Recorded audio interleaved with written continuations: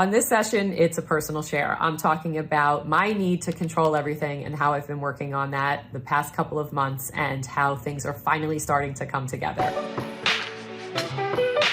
All right, in this little Life Unfiltered, I am going to talk about one of the things that I have gotten a grasp on, my need for control. And this was something that was coming up so much in my life, and I know it comes up in so many people's lives, and I had to realize why it was happening. In my life, I have tried to control things such as looking at menus at restaurants before I go, only to be surprised that the cacio e pepe that you had decided you were going to eat 3 days ago, Donna, is not on the menu tonight because you were looking at last season's menu, okay?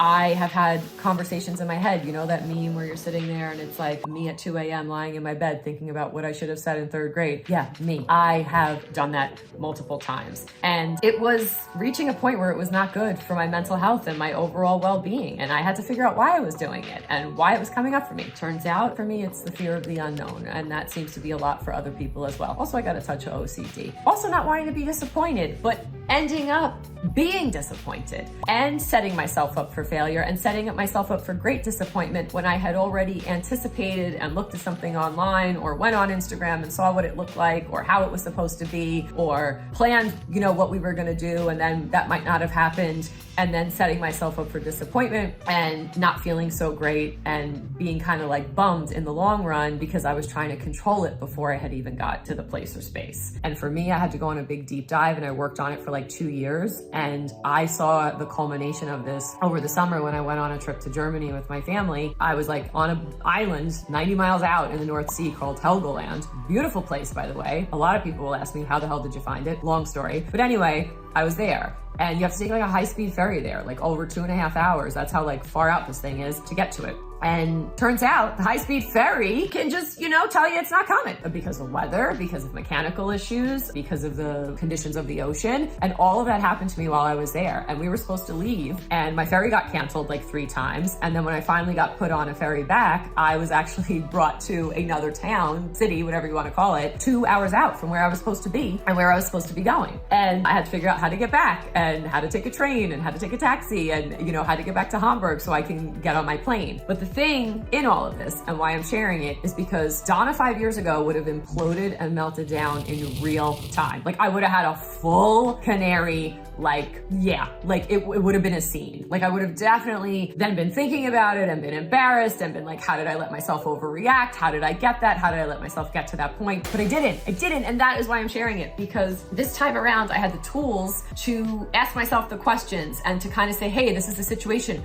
You can't control the ocean, baby girl. As much as you think you're amazing and magnificent and you can make things happen in your life and you can save somebody's life on a plane, you ain't got no control over the ocean. You gotta really ride these waves. There's a little, I can't control the ocean, you gotta ride the waves. How's that? There are situations beyond my control, and this was one. However, what I had built into the situation, again, the things you can control and the ways that you can assert some authority over these situations so you don't completely spiral, was that I had built 2 days into the trip in case the ferry was canceled. Because I had done my research and I had talked to people there and they had given me a heads up. Sometimes the ferry gets canceled. The people who live there and the local folk, they know this happens. You, Miss America, might kind of come undone when you realize that the ferry's canceled and they're like, see you tomorrow, because you're not used to that happening in New York City. We are used to this happening here, and it is something that is built into our lives. So here's a heads up. So that's why, like, you got to know if you're going to someplace, you got to be aware of the local customs and the culture and how things are done. I've learned that through experience. Things you can do when you feel like you need to exert control, but you might not, and how you can help let go of the need for control. Focus on what you can control. Number 1, don't rush through the transition. Try to ground yourself and maintain your space in reality. Identify your triggers and get in touch with you. From the science, this leads to anxiety. It can lead to depression. It can lead to migraines. It can lead to sleep disturbances, unnecessary stress. And I'm sure it has something, it affects the cortisol levels too, because like everything affects the cortisol levels. But that Germany trip was like a reminder for me. I was really proud of myself because it was kind of like a test. It was like, you know what, this is your test. You're going to pass or you're going to fail. I think I did pretty well. I had to sleep for like a day after it because I was exerting a lot of energy and mental bandwidth trying to like be cool, you know? Did not come undone, but I did it. That matters to me, and I celebrated that. I was really, really proud of myself. But let's talk about how this affects you. When you're trying to control everything, you can also kind of be like annoying, and that was happening with me. I was kind of like meddling, because if you're trying to control your grass over here and the flowers ain't growing, and then you're like, well, let me talk to you about what you need to do over there. there. And when you're given like unsolicited advice or kind of like critiquing or giving opinions that nobody's asking for, you can come off as a pain in the ass. And I was, and thank God for my friends and my spouse and the people who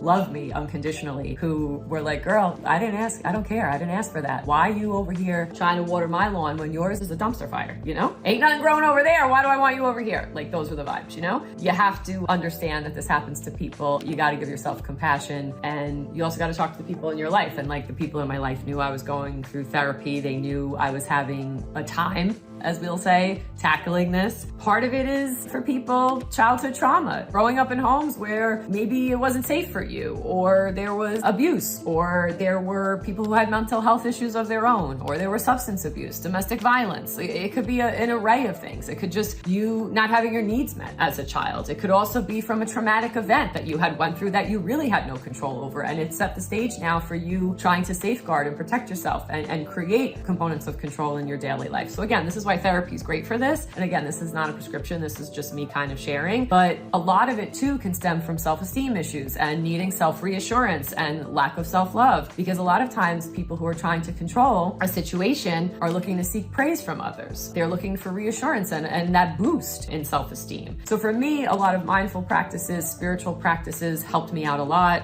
Self-regulation techniques, breath work, meditation, and asking myself questions like, why are you acting like this right now? Why are you doing this? Also stopping in the moment. And if I was doing it, trying to distract myself. And instead of trying to control what we were going to do on vacation for 5 days in a very detailed itinerary, I'd be like, why don't you go pack your bags? Because that's still not done. You're already like in Helgoland on the beach looking at the birds, and girl, what are you wearing, you know? Ask yourself questions, do self-interrogation. Why am I doing this? Why am I acting like this right now? Is there anything that I can do to control the situation, to help the situation out? Yeah, you can book 2 days into your travel plan, Donna, and figure it out and do that. But can you fix the ferry? No. Distracting yourself, questions, countering it with reason. Being like, yo, is this rational right now? Why is this happening? Why are you doing this? The 2 days into the ferry situation, you're gonna be okay.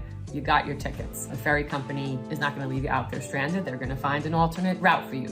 Maybe you're not gonna go to the town you think you're going to, but they can't just leave you out there. You know, they gotta help you out. They are a business after all. Also then finally acknowledging the fear. That was big. Being able to say out loud, I'm scared right now. That's why I'm doing this. I don't know what's gonna happen. And saying that to my spouse, saying that to my friends, saying that out loud, saying it to myself, admitting it, or having a conversation with my therapist and then saying, how do I get over this fear? I don't want to be afraid of this. I don't want to try to control this. I want to be present on my vacation. I want to have a good time. I don't want to be in my head. I don't want to be, overanalyzing and worrying about what's going to happen next. I really want to enjoy it and I really want to be present. So that's some of the stuff that's helped me with this, and I really wanted to share that. It took a while and it took some time to move through, and it was not easy, and it's still something I am incorporating every day. But I will tell you, if you do the work on it, it is something that feels like really, really good when you actually make some headway with it. And as usual, if you want more deep dives into things, if you want the links to some of the stuff that I talk about, that I share in my Instagram stories or I share in these videos, you can sign up to my newsletter. It's called Donna's Digest. It comes out twice a month. And yeah, all the information is below in the description box. So make sure you sign up for that. Also make sure you follow and you like and you subscribe. Okay.